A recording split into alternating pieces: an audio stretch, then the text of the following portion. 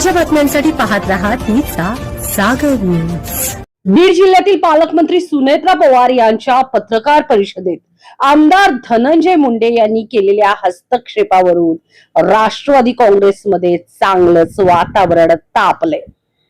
या पार्श्वभूमीवर पक्षाचे प्रदेशाध्यक्ष सुनील तटकरे यांना धनंजय मुंडेंचं भाष्य अजिबात रुचलेलं नाही।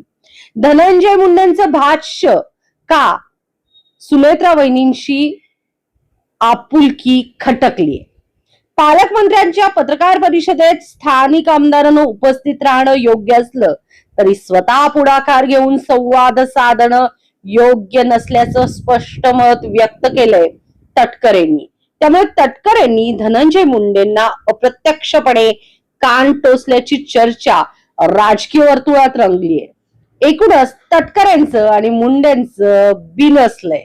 नेमकं कारण काय? मुद्दा वेगळाच आहे। मुंबईत आयोजित पत्रकार परिषदेत बोलताना सुनील तटकरे म्हणाले, बीडमध्ये नेमका प्रसंग काय घडला याची सविस्तर माहिती अद्याप मिळालेली नाही।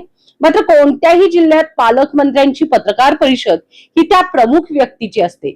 अशा वेळी इतरांनी केवळ उपस्थित राहावं, पण पत्रकार परिषदेत सक्रिय सहभाग घेऊ नये असे संकेत राजकारणात असतात। तटकरे यांनी स्वतःचा अनुभव सांगताना नमूद केलं की चंद्रशेखर बावनकुळे यांच्या जिल्ह्याच्या दौऱ्यावर आले होते, तेव्हा ते पत्रकार परिषदेत उपस्थित होते, मात्र त्यांनी कोणत्याही प्रश्नावर भाष्य केले नव्हते। पत्रकार परिषदेत मुख्य व्यक्तीला संवाद साधू द्यावा हे प्रत्येकाने लक्षात ठेवाव्या अशा कानपिचक्या तटकरेंनी मुंडेंना दिलाय।